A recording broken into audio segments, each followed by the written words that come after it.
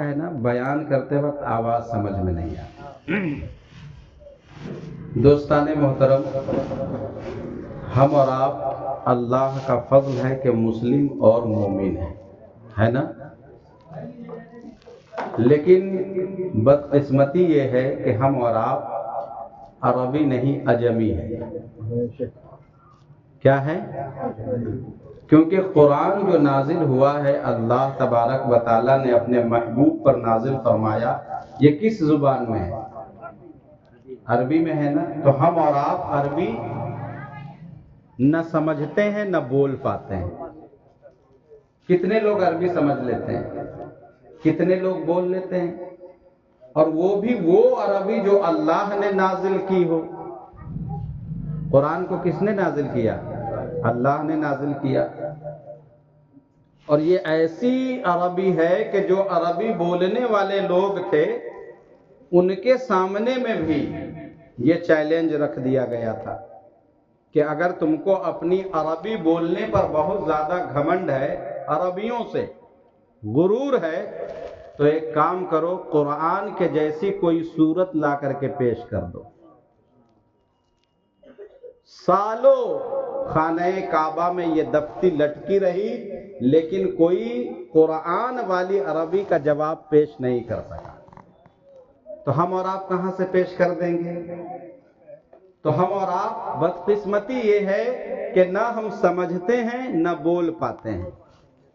اور نہ سمجھنے سے کتنا بڑا نقصان ہوتا ہے۔ قرآن کے اندر ہر چیز کا ذکر ہے لیکن ہم پڑھ کے سمجھ نہیں پاتے۔ سمجھ پاتے ہیں؟ نہیں سمجھ پاتے، اس لیے ہم بدقسمت ہیں۔ لیکن جو لوگ سمجھتے ہیں، جو جانتے ہیں، قرآن کو پڑھنے کے بعد وہ سیدھے جنت کے راستے کا مسافر بن جاتے ہیں۔ پھر دنیا کی خرافات اس کے اوپر غالب نہیں رہتی۔ کیوں؟ کیونکہ وہ قرآن کو سمجھ رہے ہیں کہ ان کے رب نے ان سے کیا کہا ہے۔ ہم اور آپ پڑھتے تو ہیں لیکن سمجھ نہیں پاتے۔ تو ابھی جو میں نے آیت پڑھی ہے، اس آیت کو صرف سمجھ لیجئے کہ اس میں اللہ نے کیا کہا ہے۔ میں نے جو آیت پڑھی اس میں سیدھا اللہ تبارک و تعالیٰ نے ایمان والوں سے کلام کیا۔ کن سے کیا؟ ایمان والوں سے۔ کیا فرمایا؟ یا ایھا الذین آمنوا اتقوا اللہ، اے ایمان والو اتقوا اللہ، اللہ سے ڈرو۔ ایمان والو کیا کرو؟ اللہ سے ڈرو۔ اچھا، جتنے لوگ یہاں پر بیٹھے ہوئے ہیں، اے بیٹا کون بات کر رہا ہے؟ اس کو گھر بھیج دو۔ باتیں نہیں بابو، تھوڑی دیر سن لو جو باتیں کہی جا رہی ہیں۔ ابھی حضرت نے کہا نا، نہ سنبھلو گے تو مٹ جاؤ گے ہندی مسلمان، تمہاری داستان تک نہ رہے گی داستانوں میں۔ وجہ کیا ہے؟ ہم اور آپ قرآن کو سمجھنا نہیں چاہتے۔ اللہ اس کے رسول کی باتوں کے توجہ کے ساتھ سن کر کے اس پر عمل نہیں کرنا چاہتے۔ اس لیے کیا ہے؟ ہم اور آپ پچھڑے ہوئے ہیں۔ غور سے سنیے گا، اللہ نے ایمان والوں سے کیا کہا؟ اے ایمان والو اللہ سے ڈرو۔ اب جتنے لوگ یہاں پر بیٹھے ہیں، چاہے وہ مرد ہو چاہے وہ عورتیں ہوں، اگر میں ان سے پوچھوں کیا آپ اللہ تبارک و تعالی سے ڈرتے ہیں، تو کوئی ایسا بندہ نہیں ملے گا جو یہ نہ کہتا ہو کہ میں اللہ سے نہیں ڈرتا۔ سب یہ کہیں گے کہ میں اللہ سے ڈرتا ہوں۔ کہیں گے کہ نہیں کہیں گے؟ میں فردن دو چار لوگوں کا ایگزامپل لیتا۔ آپ اللہ سے ڈرتے ہیں؟ اللہ تعالیٰ سے ڈرتے ہیں کہ نہیں ڈرتے؟ آپ ڈرتے ہیں؟ آپ یعنی کہ کوئی ایسا نہیں ملے گا جو یہ کہے کہ میں اللہ سے نہیں ڈرتا۔ اب سنیے اللہ آگے کیا فرما رہا ہے؟ حق تقاتہ، ویسے ڈرو جیسے ڈرنے کا حق ہے۔ ویسے ڈرو جیسے ڈرنے کا حق ہے۔ اب آپ کے یہاں میں نوکری کرنے لگا، کیا نام ہے آپ کا؟ محمد اسرائیل صاحب کے پاس میں گیا، غریب آدمی، میں نے کہا کوئی کام ہو تو بتلائیے۔ انہوں نے کہا کہ قاری صاحب آپ کے لائق کیا کام بتا دوں؟ چلیے ایک کام ہے۔ ہم نے کہا بتائیے کیا کام ہے؟ انہوں نے کہا فلاں کام کو آپ کو انجام دینا ہے۔ ہم نے کہا اس کے بدلے میں تنخواہ کتنی ملے گی؟ کتنے دیر کام کرنے پڑیں گے؟ اجرت کیا ملے گی؟ ساری چیزیں پہلے ہوتی ہیں کہ نہیں؟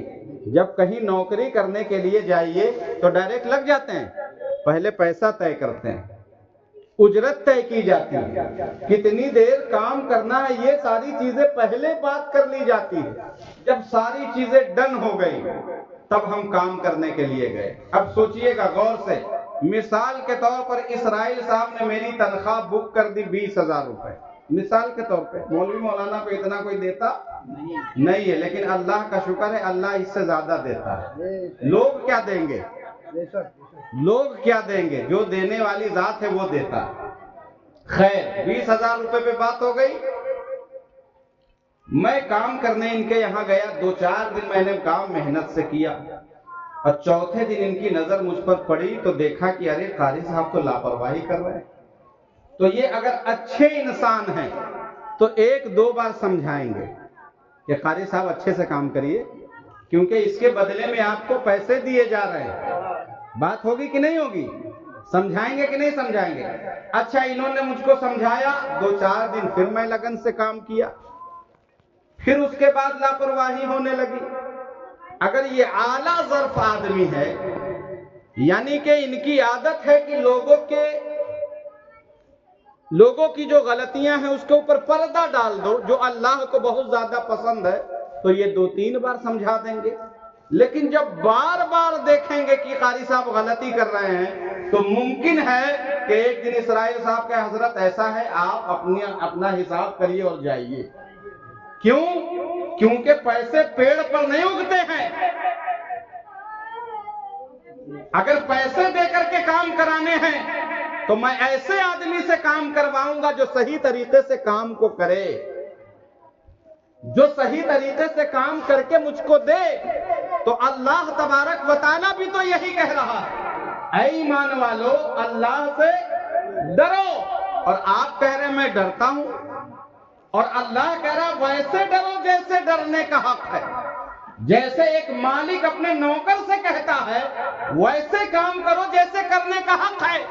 اس کا مطلب یہ ہے کہ مالک کو کام پسند نہیں آ رہا تو آپ زبان سے کہہ رہے ہیں کہ میں اللہ سے ڈر رہا ہوں، تو اللہ کیوں یہ کہہ رہا ویسے ڈرو جیسے ڈرنے کا حق ہے؟ اس کا مطلب یہ ہے کہ آپ ویسے نہیں ڈر رہے ہو جیسے ڈرنے کا حق ہے۔ اور کیسے ویسے ڈروں جیسے ڈرنے کا حق ہے؟ تو آگے سنو، یہاں پر کام ویسے کیوں کروں جیسے کرنے کا حق ہے؟ تو اسرائیل صاحب کہیں گے کیونکہ پیسے دیں گے ہم آپ کو، سیلری فکس کی گئی ہے۔ تو اللہ کیا فرما رہا ہے؟ کیوں ڈرو ویسے؟ وَلَا تَمُوتُنَّ إِلَّا وَأَنْتُمْ مُسْلِمُونَ، اور ہرگز نہ مرنا مگر مسلمان ہو کر کے۔ اب آپ کی زبان میں سمجھانے کے لیے یہ تو قرآن کا ہو بہو ترجمہ ہو گیا، لیکن آپ کو سمجھانے کے لیے آسان کر دوں، اللہ یہ فرما رہا ہے ویسے اس لیے ڈرو جیسے ڈرنے کا حق ہے، کیونکہ مرنے کے بعد تم کو کہیں اور نہیں جانا ہے، میرے پاس ہی آنا ہے۔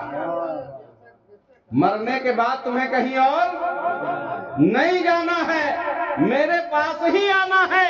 میں دیکھ رہا ہوں تم کیا کر رہے ہو۔ اچھا صاحب زبان سے تو یہ بات کہی جا رہی کہ میں ڈر رہا ہوں،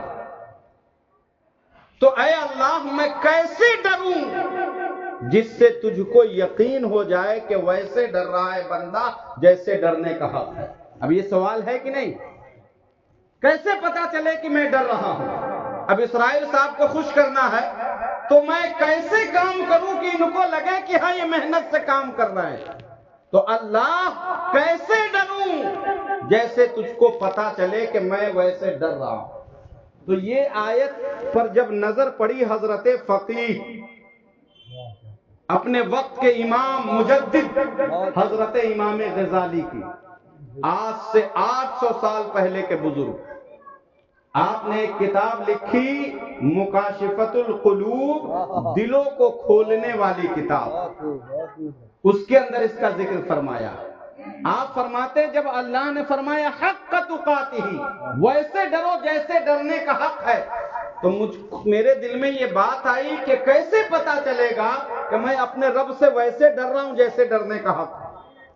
تو آپ ایک بزرگ کے پاس پہنچے، اور اس بزرگ کا نام حضرت فقیہ ابو اللیث ہے۔ کیا نام ہے؟ حضرت فقیہ ابو اللیث رحمت اللہ تعالی علیہ۔ ان کے پاس پہنچے اور کہا کہ حضور، اللہ نے جو یہ بات ارشاد فرمائی حق تقاتی، ویسے ڈرو جیسے ڈرنے کا حق، تو حضور ہمیں کیسے پتا چلے کہ میں ویسے ڈر رہا ہوں جیسے ڈرنے کا حق ہے؟ تو فرمایا آسان طریقہ ہے، پہچاننا آسان ہے۔ فرمایا کیسے؟ تو فرمایا اللہ سے ڈرنے والوں کی کچھ نشانیاں ہوتی ہیں۔ کیا ہوتی ہیں؟ نشانیاں ہوتی ہیں۔ وہ نشانی جس کے اندر پالو، جس کے اندر وہ نشانی تم کو مل جائے، سمجھ لینا وہ اللہ سے ڈر رہا ہے۔ اب نشانی بتا دی گئی تو آسانی سے پہچان جائیں گے کہ نہیں پہچان جائیں گے؟ اب کوئی صاحب ممبئی سے آ رہے ہیں، ان کو جانا ہے عبد الواحد صاحب کے پاس، اب وہ کبھی لکھنؤ آیا نہیں تو خدان کیسے پہنچ جائے گا؟ لیکن اس کے پاس ایک پرچی پر آنے والے صاحب نے ایڈریس لکھ دیا تھا کہ رحیم نگر ڈڈولی میں مدرسہ باغ رضا چلتا۔ اب نشان بتا دی تو وہاں تک پہنچ جائے گا کہ نہیں پوچھتے پوچھتے؟ تو حضرت فقیہ ابو اللیث فرماتے ہیں کہ اللہ سے ڈرنے والوں کی کچھ نشانی ہوتی ہے، وہ نشانی میں تم کو بتلاتا ہوں، اور جس کے اندر یہ نشانی مل جائے، کیونکہ زبان سے تو ہر انسان کہے گا اللہ سے میں ڈر رہا ہوں، نشانی تو اس کے اندر ہو۔ وہ گلی میں گھومنے والے لوگوں کو بیوقوف بنایا جا سکتا ہے، جو پڑھا لکھا آدمی ہو اس کو کیسے بیوقوف بناؤ گے؟ اگر کوئی مجھ سے کہے میں اللہ سے ڈر رہا ہوں، تو میں وہ نشانی دیکھوں گا کہ وہ نشانی اس کے اندر ہے کہ نہیں جو اللہ سے ڈرنے والے لوگوں کے اندر ہوتی۔ کیونکہ زبان سے کہنا آسان ہے، پیسے نہیں لگتے، اس کو ہلا دو کام ہو جاتا ہے۔ پیسے نہیں لگتے جھوٹ بولنے میں، مکاری کرنے میں، لوگوں کو رسوا کرنے میں، لوگوں کے سامنے میں اپنی واہ واہی لوٹنے میں پیسے تھوڑی لگتے ہیں۔ بڑی بڑی بات کرو، لوگ ارے یہ تو بہت بڑا آدمی ہے، حقیقت تو اس کی بعد میں سمجھ میں آتی۔ تو حضرت فقیہ ابو اللیث فرماتے میں نشانی بتاتا ہوں، تو انہوں نے 7 نشانیاں بتائی۔ کتنی بتائیں؟ کتنی نشانی بتائی؟ 7۔ اور 7 نشانی کو بتانے کے لیے کم سے کم 7 گھنٹے کا ٹائم چاہیے۔ کتنے گھنٹے کا؟ تو سن لیں گے آج، ہے فجر کا وقت ابھی لگ بھگ 6-7 گھنٹہ ہے۔ 7 نشانی تو میں نہیں بتاؤں گا، لیکن جلدی جلدی میں 1-2 نشانی میں بتاؤں گا۔ میرے عزیز غور سے سننا، کیونکہ یہ ہماری زندگی اللہ کی امانت ہے۔ کیا ہے؟ اور اللہ ہم سے کہہ رہا ہے مجھ سے ڈرو۔ سنیے گا غور سے، حضرت فقیہ ابو اللیث فرماتے ہیں اگر یہ دیکھنا ہو کہ اللہ سے بندہ سامنے والا ڈر رہا ہے یا نہیں، تو پہلی نشانی یہ دیکھو کہ وہ اپنے آنکھ کی حفاظت کرتا ہے کہ نہیں کرتا۔ کیا کہنے حضرت، واہ واہ واہ واہ۔ کس چیز کی؟ کس چیز کی؟ آنکھ کی۔ فرمایا جو انسان دوسروں کی بہو بیٹیوں کو تاکتا جھانکتا رہے غلط نگاہ سے، ہر وقت گندی چیزوں کو دیکھ دیکھ کر کے اپنے دل کو تسلی دیتا رہے، اور بعد میں یہ کہے کہ میں اللہ سے ڈر رہا ہوں، تو سمجھ لینا کہ وہ جھوٹ بول رہا ہے۔ اس لیے کہ جو انسان نظر کی حفاظت نہ کرے اور کہے کہ میں اللہ سے ڈر رہا ہوں، تو یہ بات انہوں نے اپنی زبان سے ایسے ہی نہیں کہہ دی، بلکہ یہاں پر اللہ کے رسول کی حدیث پاک لائی۔ میرے آقا فرماتے، کیا فرماتے؟ من ملع عینہ من الحرام، ملأ اللہ تعالی یوم القیامت عینہ من النار. میرے آقا فرماتے ہیں کہ جو انسان حرام چیزوں کو دیکھ دیکھ کر کے اپنی آنکھ کو بھر لے گا یوم القیامت قیامت کے دن عینہ من النار اللہ اس کی آنکھ کو جہنم کی آگ سے بھر دے گا. اللہ اکبر. یہ سبحان اللہ کہنے کی جگہ نہیں. اللہ اکبر. کس چیز سے بھر دے گا؟ جہنم کی آگ. یہ کوئی ماچس کی تیلی ہے؟ یہ کوئی ماچس کی تیلی ہے کہ جلا اور پھونک مار دو تو بجھ جائے گی؟ میرے عزیز میرے آقا فرماتے ہیں جہنم کی آگ اتنی سخت آگ ہے کہ اگر اس کو سوئی کے نوک کے برابر، سوئی کی نوک، سوئی کتنی پتلی ہوتی ہے، اس کی نوک، فرمایا سوئی کے نوک کے برابر اگر جہنم کو دنیا کی طرف اللہ کھول دے تو اس نوک سے اتنی گرمی نکلے گی کہ اس گرمی کی حرارت کو انسان 1 منٹ برداشت نہیں کر پائے. اللہ اکبر. اللہ اکبر. اور اللہ فرما رہا اس آگ سے اس انسان کے آنکھ کو بھرے گا جو حرام چیزوں کو دیکھ دیکھ کر کے اپنے نظر کو بھر لے. اب حرام چیز ہے کیا؟ حرام چیز کیا ہے؟ حرام چیز کے بارے میں فہرست آپ کو پتا ہے؟ نہیں پتا ہے. تو ہم بچیں گے کیسے جب ہمیں پتا نہیں کہ کون کون سی چیز حرام ہے دیکھنا؟ تو ہم بچیں گے کیسے؟ لیکن اتنا یاد رکھنا ہر انسان کو یہ پتا ہے یہ اچھی چیز ہے یہ بری چیز ہے. آج ہماری نئی نسلیں موبائل کی اسکرین پر ساری رات اس کی گزر جاتی ہے. فجر کی آذان میں مؤذن پکار کر کے بوڑھا ہو گیا، حی علی الصلاۃ، آؤ نماز کی طرف، حی علی الفلاح، آؤ کامیابی کی طرف. الصلاۃ خیر من النوم، نماز سے، نیند سے بہتر نماز ہے. لیکن کیا ہے جب 3 بجے تک موبائل دیکھا تو کہاں کھلے گی؟ اور بعد میں کہیں گے حضرت کوئی تعویذ بنا دیجئے کاروبار نہیں چل رہا. حضرت کسی نے شپلی کر دی ہے، روز کما رہا ہوں، روز پیسے خرچ ہو جا رہے ہیں. میرے عزیز کما تم چاہے لاکھ لو لیکن جب رب کی ذات اس میں برکت نہیں دے گی تو پیسے کا پتہ نہیں چلے گا. بہت خوب سمجھ رہے ہیں آپ؟ تو یہ برکتیں صبح میں بٹ رہی ہوتی ہے جس وقت ہم لوگ پیر اٹھا کر کے سو رہے ہوتے ہیں. غیر قوم اس کا فائدہ اٹھا رہی ہے. سمجھ رہے ہیں؟ آپ صبح کبھی نکل جائیے ٹہلنے کے لیے تو غیر مسلم لڑکے سب آپ کو جوگنگ کرتے ہوئے ملیں گے. مسلمان گنے چنے ایک بھی مل جائے آپ تو ان کے بچے ڈی ایم نہیں بنیں تو میرے بچے بنیں گے. جب ان کے بچے پروفیسر نہیں بنیں گے تو کیا میرے بنیں گے؟ میرے عزیز یہ دنیا دار العمل ہے. کیا ہے؟ دار العمل. جس کام کے لیے محنت کرو گے اللہ اس میں کامیابی تم کو دے دے گا. تم چاہو تو کہ میں ڈی ایم بن جاؤں، اس کے لیے محنت کرو، جتنی تیاری اس کے لیے کی جاتی ہے کرو، اللہ تم کو اس منظر پر فائز فرما دے گا. ہماری تو سوچ اتنی ارے 200-400 مل جائے آج کام ختم. یہ سوچ ہے. باقاعدہ لوگ کہہ رہے حضرت ہم کو زیادہ کی لالچ نہیں ہے، آرام سے 2 بجے نکلتے شام تک 400 روپیہ کما کے آ جاتے، کام ختم. جب ہماری سوچ ہی ایسی رہ گئی تو اللہ اس میں الگ سے کیا دے. لیکن یاد رکھنا یہ دار العمل ہے. تو فرمایا جو انسان نظر کی حفاظت نہ کرے، اور سنیے گا نظر کی حفاظت پر ابھی میں نے صرف ایک بات کہی ہے، ابھی پورا باب باقی ہے. صرف چھوٹی سی بات کہی ہے. نظر آپ کو پتا ہے کہ گناہ جتنے بڑے ہوں چاہے جتنے چھوٹے ہوں وہ آنکھ سے ہی اس کی شروعات ہوتی ہے. گناہ کی شروعات کہاں سے ہوتی ہے؟ آنکھ سے ہوتی ہے. کیوں؟ کیونکہ اگر آپ نے کسی چیز کو دیکھی تو دل کے اندر اس کی چاہ پیدا ہوئی نا. اب جب وہ چیز بار بار دیکھو گے نظر بھر کر کے تو دل کے اندر نفس خواہش پیدا کر دے گا, ارے یہ بڑی اچھی چیز ہے, یہ تو میرے پاس ہونی چاہیے. کسی کی گاڑی دیکھی, ارے یار کتنی اچھی گاڑی ہے, کاش میرے پاس ہوتی.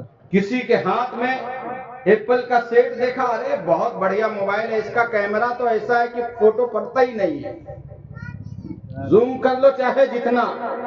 اب دل کے اندر وہ چاہ پیدا ہو رہی ہے, اب اس کو پانے کی طلب پیدا ہو رہی ہے. اب انسان سوچتا ہے کہ کاش میرے پاس اتنا پیسہ آ جائے کہ اس کو میں حاصل کر لوں.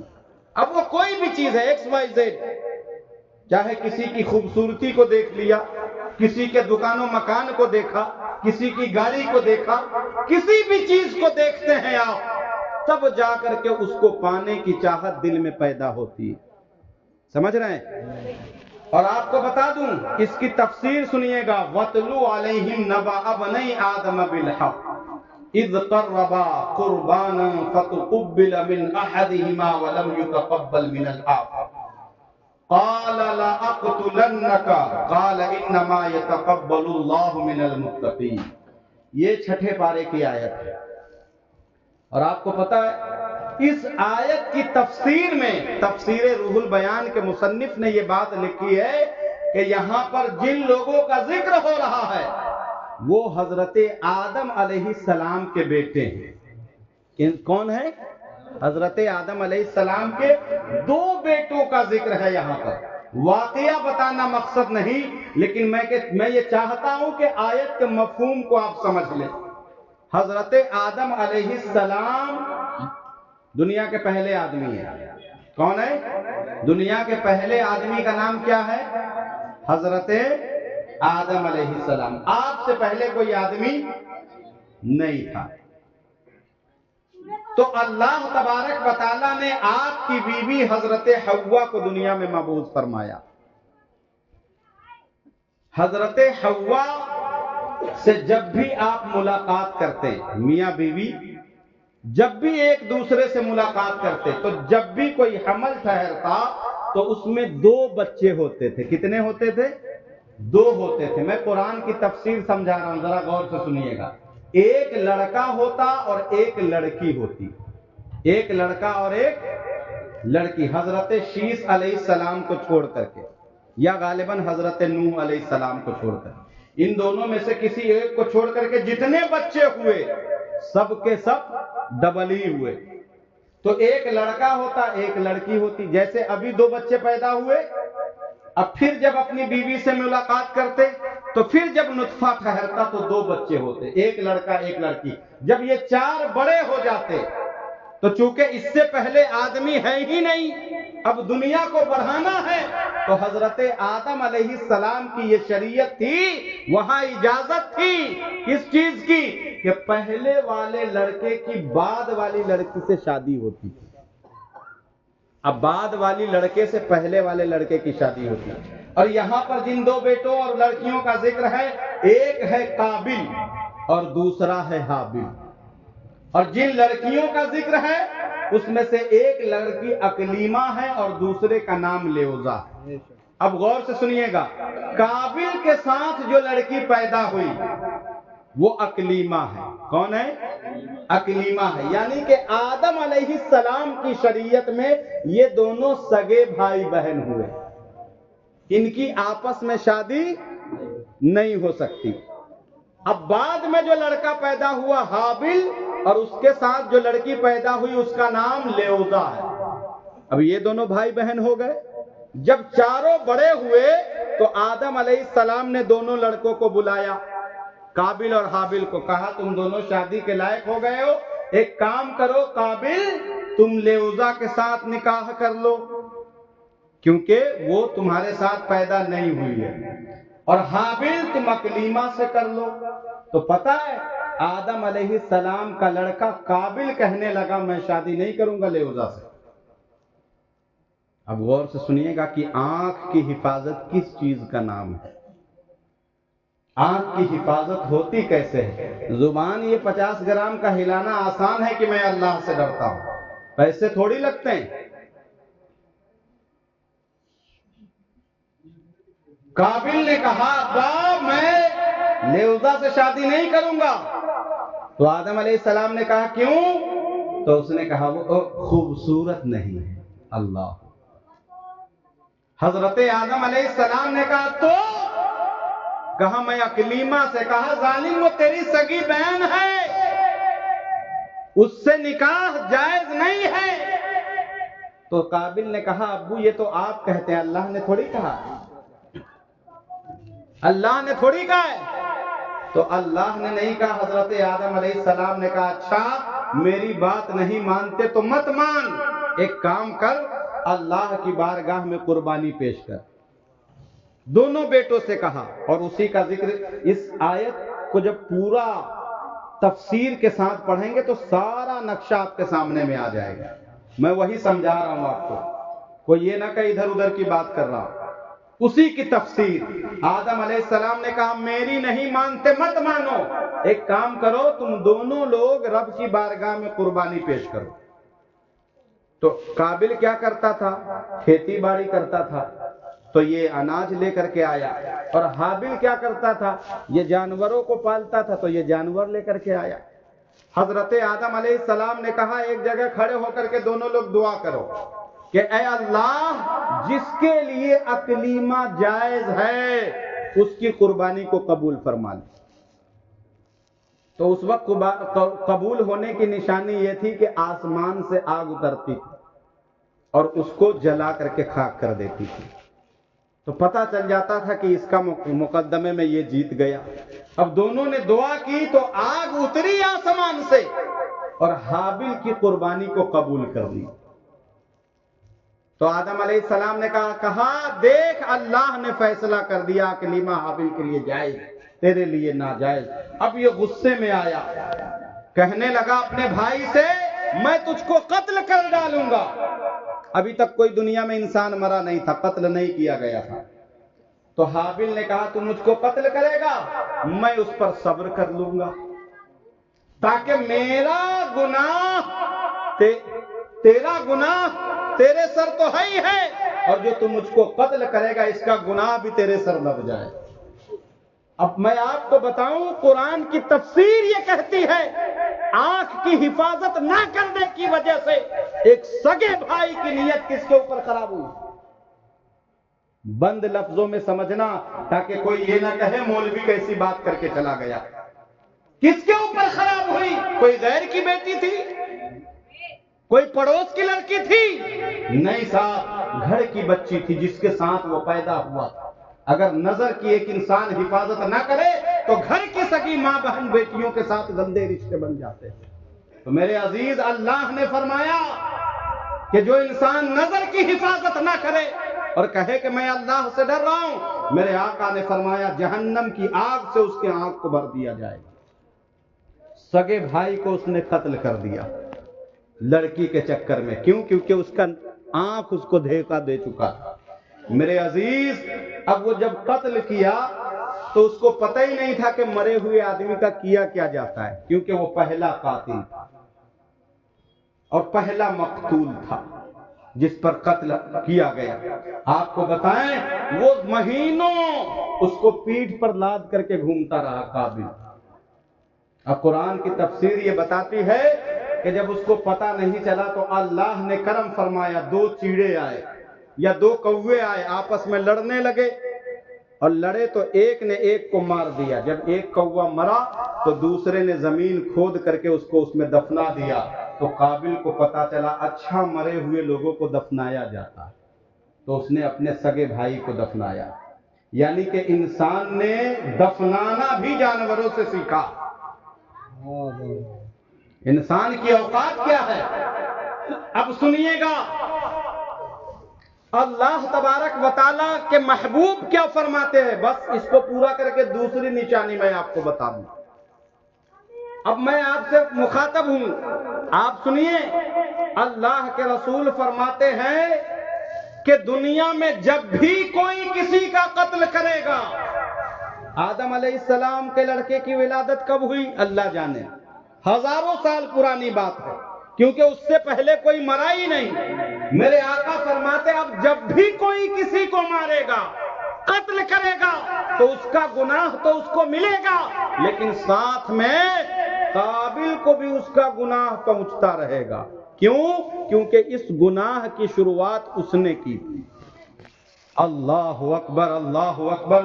یاد رکھنا، گھر کے اندر کوئی ایسے کام کی شروعات مت کرنا کہ تمہارے جانے کے بعد وہ گندے کام تمہارے بچے کرتے رہے، اس لیے کہ بچے کریں گے لیکن گناہ آپ کو پہنچے گا، کیونکہ اس بچے کو گناہ کی شروعات آپ نے کروائی تھی۔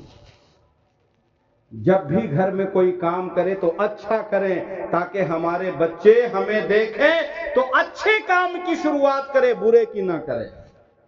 خیر، میں بتلانا یہ چاہ رہا ہوں کہ ایک انسان اگر نظر کی حفاظت نہ کرے تو کہیں پہ بھی اس کی نیت خراب ہو جائے گی۔ خیر، تو پہلی نشانی اللہ سے ڈرنے والے لوگوں کی کیا ہے؟ کہ وہ اپنے آنکھ کی حفاظت کرتے۔ کیا کرتے ہیں؟ اب یہ نشانی پتہ چل گئی تو کل سے امام صاحب کے پیچھے مت لگ جانا کہ امام صاحب بہت طاقتے رہتے ہیں سب کو۔ اپنے اندر دیکھنا کہ میں اللہ سے ڈر رہا ہوں یا نہیں ڈر رہا ہوں، اس لیے کہ اپنے اعمال کا حساب، آپ کے اعمال کا حساب محلے کے امام صاحب نہیں دیں گے، آپ کو دینا ہے۔ آپ نے جو غلط کام کیے ہیں اس کا جواب امام صاحب نہیں دیں گے، آپ کو دینا ہے۔ تو ہم اللہ سے ڈرتے ہیں یا نہیں، یہ خصلت اپنے اندر پیدا کرنی ہے، دوسروں کے اندر نہیں کرنی۔ سمجھ گئے؟ تو پہلی نشانی کیا ہوتی ہے؟ اب اس نشانی کی روشنی میں میں آپ سے پوچھتا ہوں کہ آپ اللہ سے ڈرتے ہیں؟ ڈرتے ہیں؟ آپ اپنے نظر کی حفاظت کرتے ہیں تو مبارکباد کے مستحق ہیں۔ اگر نہیں کرتے تو پہلی نشانی اپنے اندر پیدا کرو، نظر کی حفاظت کرو، گندی چیزوں کو نہ دیکھو، کسی کی بہو بیٹیوں کو غلط نگاہ سے نہ دیکھو۔ اور بد نگاہی سے بچنے کا سب سے آسان طریقہ یہ ہے کہ وقت پر شادی کرو۔ اللہ کے رسول نے فرمایا کہ جو انسان وقت پر شادی کر لیتا ہے وہ آدھا ایمان اس کا ویسے محفوظ ہو جاتا ہے، اور آدھے کے لیے تم کوشش کرتے رہو۔ دوسری نشانی پوچھی گئی حضرت فقی ابو اللیث سے، اس پر ابھی 1 گھنٹے اور میں بول سکتا ہوں الحمدللہ۔ تو 7 پہ کتنے گھنٹے ہو گئے؟ 7 گھنٹے ہو گئے کہ نہیں؟ ابھی تو پہلی نشانی چل رہی نا، اب دوسری سنیے۔ فرمایا دوسری نشانی کیا ہے؟ فرمایا دوسری نشانی یہ ہے کہ یہ دیکھو کہ جو تم کھا رہے ہو کھانا، اس کو لاتے کہاں سے ہو؟ اللہ اکبر۔ اللہ سے ڈرنے والے لوگوں کی دوسری نشانی کیا ہے؟ کہ وہ حلال چیز کھاتے ہیں، حرام سے دور رہتے ہیں۔ کس چیز سے دور رہتے ہیں؟ حرام سے۔ آج ہمارا معاملہ کیا ہے کہ کسی کے وہاں نوکری کرنے گئے، 8 گھنٹے کی ڈیوٹی تھی، اکثر آج کل لیبر وہی کرتی ہے، 8 گھنٹے کی ڈیوٹی ہے، اگر مالک سامنے ہے تب تو ٹھیک ہے، ورنہ پھر 1 دن کا کام 4 دن میں مکمل ہوتا ہے، اور وہ سوچ رہے ہوتے ہیں ارے ہم تو مزے کر رہے ہیں، 4 دہاڑی سیدھی ہو گئی۔ میاں جتنی محنت سے کام کر کے دینا چاہیے تھا ان کو، آپ نے اتنی محنت سے کام کر کے ان کو نہیں دیا، لیکن پیسے پورے لے لیے، تو یہ پیسے آپ کے لیے جائز نہیں ہو جائیں گے۔ اسی لیے فرمایا دوسری نشانی یہ ہے کہ جو کھانا کھا رہا ہے دیکھو لاتا کہاں سے۔ ایسا تو نہیں کسی کو دھوکہ دے کر کے پیسے کمایا، ایسا تو نہیں کہ 6 گھنٹے کی ڈیوٹی تھی 4 گھنٹے کیے 2 گھنٹے کا ایکسٹرا پیسہ لے لیا، کہیں ایسا تو نہیں کسی غریب کے اوپر ظلم کیا ہے کہ غریب سے 8 گھنٹے تک ڈیوٹی کروائی اور 6 گھنٹے کا پیسہ دیا، 2 گھنٹے کا جیب میں رکھ لیا۔ اکثر مستری لوگ ایسا کرتے ہیں، کرتے ہیں کہ نہیں کرتے ہیں، اور کہتے ہیں یہ تو میرا بزنس ہے۔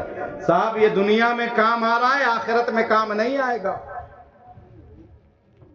اور سنو، میرے آقا فرماتے ہیں، زبانی بات نہیں کہی گئی، میرے آقا صلی اللہ علیہ وسلم فرماتے کیا اذا وقعت لقمۃ من الحرام فی بطن ابن آدم، فرمایا جب ایک حرام کا لقمہ، کون سا لقمہ؟ ایک، پوری پلیٹ نہیں، پورا دیگ نہیں، پوری دسترخوان نہیں، ایک حرام کا لقمہ فی بطن ابن آدم، جب آدم کی اولاد کی پیٹ میں اترتا ہے، ایک لقمہ حرام کا، کل ملک فی الارض والسماء، سارے فرشتے جو زمین اور آسمان میں رہتے کیا کرتے ہیں؟ لعنہ، اس کے اوپر لعنت برسانا شروع کر دیتے۔ اللہ اکبر، کس کے اوپر؟ کس کے اوپر؟ جو حرام کا لقمہ کھاتا ہے۔ اس لیے میرے عزیز تھوڑا کھاؤ لیکن حلال کھاؤ، سوکھی کھاؤ لیکن حلال کھاؤ۔ کہتے ہیں نا تر مال ہونا چاہیے، تر مال نہیں، سوکھا مال کھاؤ لیکن حلال کا کھاؤ۔ سرکار غوث اعظم سے ہم لوگ عقیدت رکھنے والے لوگ ہیں۔ کسی نے سرکار غوث اعظم سے کہا حضور پیسے کماتا ہوں برکت ہی نہیں ہوتی، برکت ہی نہیں ہے، ضرورت سب کی پوری نہیں کر پاتا ہوں۔ تو سرکار غوث اعظم نے فرمایا سنو، کیا کہہ رہے ہو؟ فرمایا ہاں صحیح بات ہے، دعا کرتا ہوں دعا قبول ہی نہیں ہوتی۔ تو سرکار غوث اعظم نے فرمایا حلال رزق کھا کے دعا کرو قبول ہوگی، حلال کھاؤ تب تو دل صاف ہوگا، اور جب دل صاف ہوگا تو دل سے جو بات نکلتی ہے اثر رکھتی ہے، پر نہیں پر قوت پرواز رکھتی ہے۔ حلال رزق کھا کر کے جب دعا کی جاتی ہے، آج دعا کر رہے ہیں کچھ کام ہی نہیں بن رہا ہے، دن رات نماز پڑھ رہے ہیں کام ہی نہیں بن رہا ہے۔ میرے عزیز فرمایا حلال رزق، اب سنیے گا ابھی حدیث شریف کا کئی ٹکڑا باقی ہے، کئی ٹکڑا باقی ہے۔ فرمایا فی بطن ابن آدم لعنہ، فرمایا آدم کی اولاد کے پیٹ میں جیسے ہی حرام کا لقمہ اترتا ہے سارے فرشتے اس پر لعنت برسانا شروع کر دیتے ہیں۔ اب کتنے فرشتے ہیں؟ اللہ اکبر، کوئی ٹھکانہ ہے کتنے فرشتے ہیں؟ کوئی ٹھکانہ ہے؟ آپ اس روایت سے اندازہ لگائیے، وقت زیادہ ہو چکا ہے، میں تیسری نشانی کی طرف نہیں جاؤں گا، اسی کو آدھی بتاؤں گا آدھی چھوڑ دوں گا کیونکہ وقت بہت زیادہ ہو چکا ہے۔ مجھے صبح میں اٹھ کر کے بچوں کو اٹھانا بھی ہے، ان کو پڑھانا بھی ہے، آپ تو سوتے رہیں گے میری نیند بھی پوری نہیں ہوگی۔ اس لیے میرے عزیز یہ باتیں جو بتلائی جاتی ہیں اس کو سنیے غور سے اور اپنی آخرت کی تیاری کریے۔ یہ دنیا فریب ہے، دنیا ایک دھوکہ ہے، غور سے سنیے، پھر کبھی موقع ملے گا تو میں اس پر بیان کروں گا۔ خیر، حضرت امام غزالی فرماتے ہیں کہ میرے آقا نے فرمایا، کیا فرمایا؟ کہ آدم کی اولاد میں جب حرام کا لقمہ اترتا سارے فرشتے اس کے لیے لعنت کرتے ہیں۔ کتنے فرشتے ہیں کوئی اندازہ ہے؟ آپ اس بات سے اندازہ لگائیے، میرے آقا فرماتے جب انسان کا انتقال ہوتا ہے تو کیا کرتے ہیں اس کے ساتھ؟ اس کو نہلاتے ہیں، کفناتے ہیں اور قبرستان میں لے جا کر کے دفن کر دیتے ہیں، یہی کرتے ہیں نا۔ لیکن ہر انسان کے ساتھ دو فرشتے لگے ہوئے ہیں، ایک داہنے کاندھے پر ایک بائیں کاندھے پر، ایک کا نام کرامن دوسرے کا کاتبین۔ داہنے کاندھے والا آپ کی اچھی چیزوں کو نوٹ کرتا ہے، بائیں کاندھے والا آپ کی بری چیزوں کو نوٹ کرتا ہے۔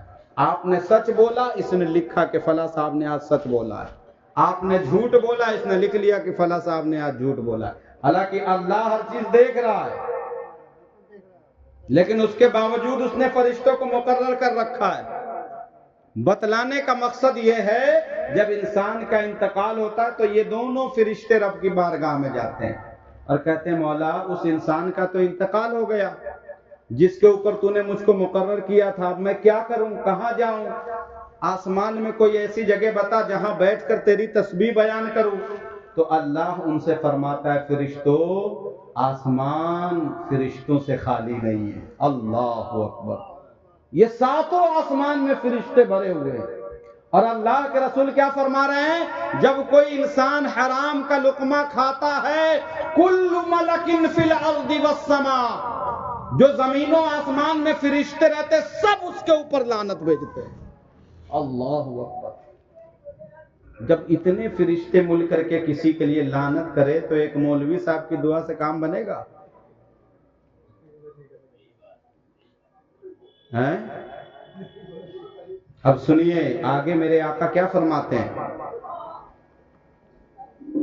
کہ اس وقت تک لعنت بھیجتے رہتے ہیں جب تک وہ لقمہ پیٹ کے اندر موجود رہتا ہے۔ اور سنو، وَإِن مَاتَ عَلَى تِلْكَ الْحَالَةِ فَمَأْوَاهُ جَهَنَّمُ، فرمایا اسی حالت میں اگر انسان کا انتقال ہو جائے کہ حرام والا کھانا پیٹ کے اندر موجود ہو تو اس کا ٹھکانہ جہنم ہے۔ موت کبھی بھی آ سکتی ہے کہ نہیں آ سکتی؟ اس لیے کیا کرو؟ حلال رزق کھاؤ۔ اللہ سے ڈرنے والے لوگوں کی دو نشانی کیا ہے؟ پہلی نشانی وہ آنکھ کی حفاظت کرتے ہیں، اور دوسری نشانی وہ حرام چیز نہیں کھاتے ہیں۔ کیا کرتے ہیں؟ حرام چیز نہیں کھاتے ہیں، حلال چیز کھاتے ہیں۔ تو حلال کھاؤ اور اپنے بچوں کو حلال کھلاؤ، حلال کماؤ اور اپنے بچوں کو حلال کھلاؤ، پھر دیکھو تمہارا بچہ بغیر کہے تمہارا بات مانے گا، آپ کی ہر بات کو وہ اپنی سر آنکھوں پر رکھے گا۔ آپ ہی غلط ہو تو آپ کا بچہ اچھا کیسے ہو جائے؟ حضرت، بات میری تقریر مکمل ہو گئی لیکن نصیحت کے طور پر ایک بات بتاؤں۔ حضرت حسن بصری یہ حضرت علی کے خلیفہ ہیں۔ جب ان کی شادی ہوئی تو انہوں نے پہلے سے یہ عہد کر لیا تھا کہ لڑکا ہوگا تو دیندار اور مجاہد بناؤں گا اس کو۔ کیا بناؤں گا؟ مجاہد۔ جب لڑکا سمجھدار ہوا تو مجاہد، جنگ میں جہاد کرنے والا۔ تو جنگ میں جہاد کیسے کرے گا؟ جب اس کو کچھ آئے گا تبھی تو انہوں نے ایک نشانے باز کے پاس اپنے بیٹے کو رکھا جو نشانہ لگانا سکھاتا تھا، تیر بازی۔ تو انہوں نے اپنے لڑکے کو وہاں بھیجا۔ تو ایسا عموماً ہوتا ہے کہ ہمارے دوست اگر سعودی دبئی چلے جائیں تو جب 2-4 سال کے بعد آتے ہیں تو دوست یار پھر اس سے پوچھتے بتاؤ سفر کیسا رہا، کہاں گئے تھے، کمائے کہ نہیں کمائے، تمہاری ضرورت پوری، ساری خیریت لیتے ہیں کہ نہیں؟ تو حضرت حسن بصری کا جب لڑکا گیا باہر تو کچھ دنوں بعد آیا تو اس کے دوستوں نے پوچھا کہاں گئے تھے؟ کہا والد صاحب نے فلاں جگہ بھیجا تھا۔ کیا کرنے؟ کہا نشانے بازی سیکھنے کے لیے۔ فرمایا سیکھے کہ ایسے ہی چلے آئے؟ فرمایا سیکھا ہوں۔ تو فرمایا امتحان دو۔ کہا کیسے؟ فرمایا دیکھو خواتین مشکیزے میں پانی لے کر کے جا رہی ہیں، پہلے کنویں سے پانی بھرنے کا رواج تھا، تو فرمایا دیکھو خواتین لے کر کے جا رہی مشکیزے میں پانی، ایک کام کرو وہ بیچ کی جو خاتون ہے جس کے سر پہ مشکیزہ ہے وہ چھوٹا والا، اس پہ نشانہ لگا کے دکھاؤ، پھر پتا چلے کہ تم کو نشانہ لگانا آیا کہ نہیں آیا۔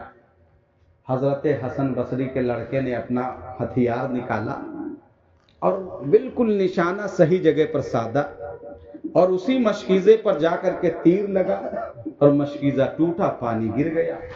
اب وہ عورت دیکھتی ہے کہ بچہ تو چھوٹا ہے، تو بچے کو کچھ کہنے کے بجائے پتا کیا کہ یہ بچہ ہے کس کا، تو پتا چلا کہ حسن بصری کا ہے۔ تو عورت بالکل اپنے تیور میں آ گئی، حسن بصری یہ تو بڑے اللہ والے بنتے ہیں، ان کا لڑکا یہ کام کر رہا ہے، دوسروں کی مشکیزے میں سوراخ۔ اب گیا حسن بصری کے پاس، کہا یہی اپنے بچے کو آپ تعلیم دیتے ہیں، یہی چیز سکھلاتے ہیں؟ تو حسن بصری نے کہا کیا ہوا بہن بتلاؤ تو۔ فرمایا یہ کام انجام دیا تمہارا لڑکا۔ اب آپ بتائیے آپ ہوتے وہاں پہ تو کیا کرتے؟ شام کو ہمارے پاس اگر کوئی شکایت لے آئے کہ آپ کے لڑکے نے یہ کام کیا ہے تو ہم کیا کرتے؟ غصے میں آ کر کے 2-4 کھینچ دیتے کہ نہیں؟ اب بہت زیادہ لاڈلا ہے تو غصہ گرمی کرتے۔ حسن بصری نے نہ تو غصہ کیا نہ مارا۔ اب عورت کو یہ بات بری لگ گئی کہ عجیب باپ ہے۔ اب ڈائریکٹ انگلی پکڑی اور اپنی بیوی کے پاس پہنچے، سنیے گا جو کہنا چاہ رہا ہے۔ بیوی کے پاس پہنچے اور کہا محترمہ یہ بتلائیے جب سے آپ میری جوزیت میں آئی ہیں، جب سے آپ کا نکاح مجھ سے ہوا ہے کیا آپ نے کسی کی امانت میں خیانت کی؟ اللہ اکبر، کسی کی امانت میں خیانت کی؟ تو حسن بصری کی بیوی نیک پارسا تھی، اللہ والی تھی، انہوں نے کہا شوہر یہ کیا کہہ رہے ہیں، کسی کی امانت میں خیانت میں نے تو نہیں کی۔ تو حسن بصری نے کہا ہو سکتا ہے کبھی غلطی سے کوئی کام ہو گیا ہو، آپ کو پتہ نہ ہو۔ تو انہوں نے کہا کہ نہ، میں غلطی کر ہی نہیں سکتی، اکڑ گئی۔ جب اکڑ گئی تو غصے میں حسن بصری آئے، غور کرو ہو سکتا ہے کبھی غلطی ہوئی ہو۔ جب دیکھا کہ شوہر اب ٹیڑھے ہو رہے تو اب تھوڑا سرنڈر کی اپنے آپ کو اور کہنے لگی کہ ہاں ایک غلطی ہوئی ہے۔ فرمایا کیا ہوئی؟ فرمایا کہ ایک خاتون پڑوسن آئی تھی میرے پاس فلاں وقت میں۔ بولا تو کیا ہوا تھا؟ فرمایا اس کے ہاتھ میں انگور کی تھیلی تھی۔ کس چیز کی تھیلی تھی؟ انگور کی تھیلی تھی، اور اس وقت بیٹھ کر کے آپ کے کرتے میں پیبند لگا رہی تھی، پیبند لگا رہی تھی۔ پیبند کس چیز سے لگاتے ہیں؟ سوئی سے لگاتے ہیں، پہلے کے لوگ کانٹے سے لگاتے تھے۔ تو فرمایا آپ کے کپڑے کو میں سل رہی تھی، تو فرمایا وہ عورت انگور کی تھیلی مجھ کو دے کر کے گئی اور کہی کہ میں تھوڑی دیر میں آتی ہوں، واپس لے جاؤں گی۔ وہ چلی گئی رکھ کر کے۔ اب میں آپ کے کپڑے کو سل رہی تھی تو کیا سوجھی کہ میں نے انگور میں چھید کرنا شروع کر دیا، کبھی اس میں سوئی مارتی، کبھی اس میں مارتی، کبھی اس میں مارتی، کبھی اس میں مارتی۔ حضرت حسن بصری فرماتے یہی امانت میں خیانت ہے، کہ آپ کو اگر کوئی امانت دے تو اسی حالت میں اس کو لوٹائیے جس حالت میں اس نے آپ کو دیا۔ فرمایا سنو، اگر اس دن تم انگور میں چھید نہ کرتی تو تمہارا بیٹا آج مشکیزے میں چھید نہ کرتا۔ ماں باپ کے غلط معاملات کے اثرات بچوں پہ ظاہر ہوتے ہیں۔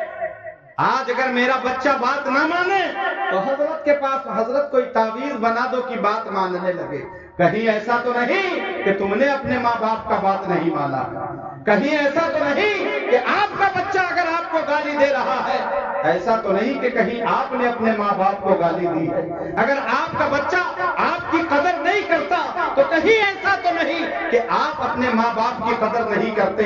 یاد رکھیں کہ جیسا سلوک تم اپنے ماں باپ کے ساتھ کرو گے، بھگتنے کے لیے تم اپنی اولاد کے ساتھ تیار ہو، اس لیے کہ اثرات بچوں پر ظاہر ہو رہے ہوتے ہیں۔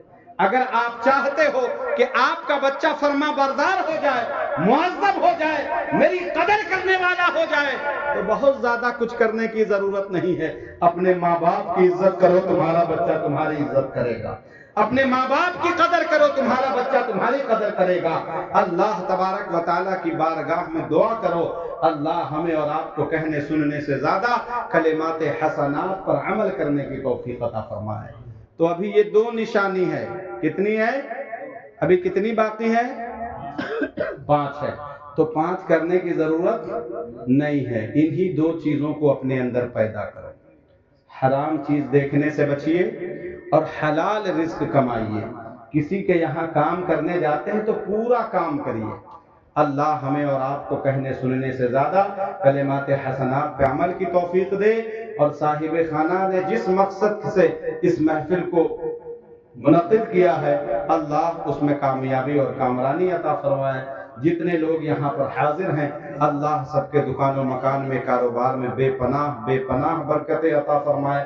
آئیے کھڑے ہو جائیں، اپنے نبی کی بارگاہ میں خراج عقیدت پیش کریں۔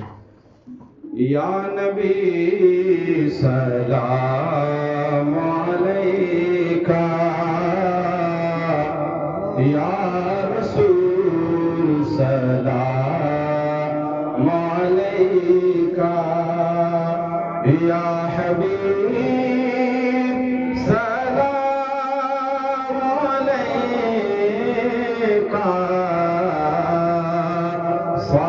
صلوات اللہ علیکہ،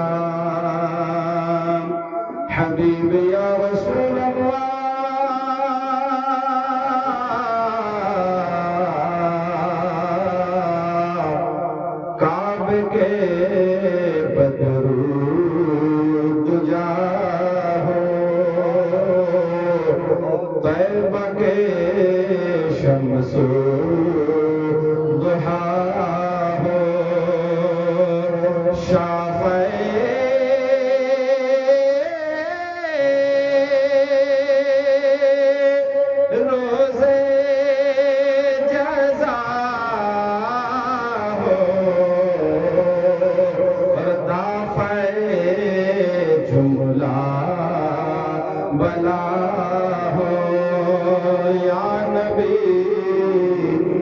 سلام علیکہ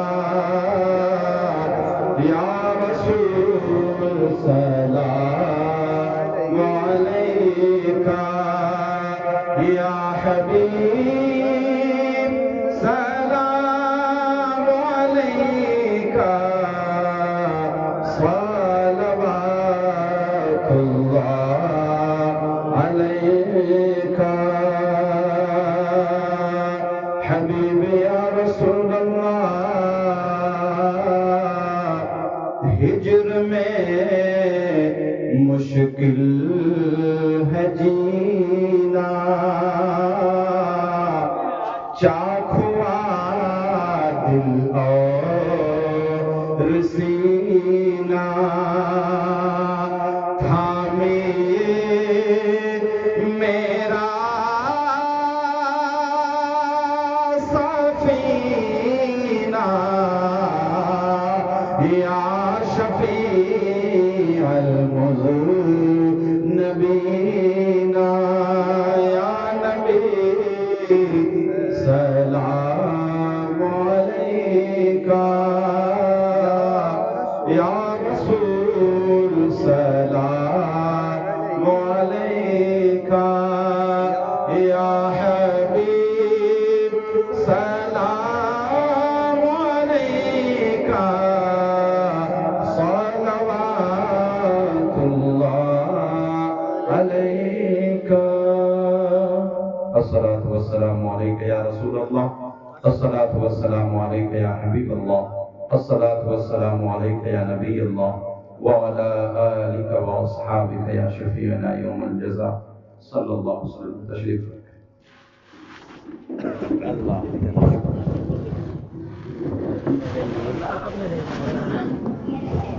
حضرت لوگ بیٹھے رہتے ہیں تو خود بخود بات نکالتے ہیں.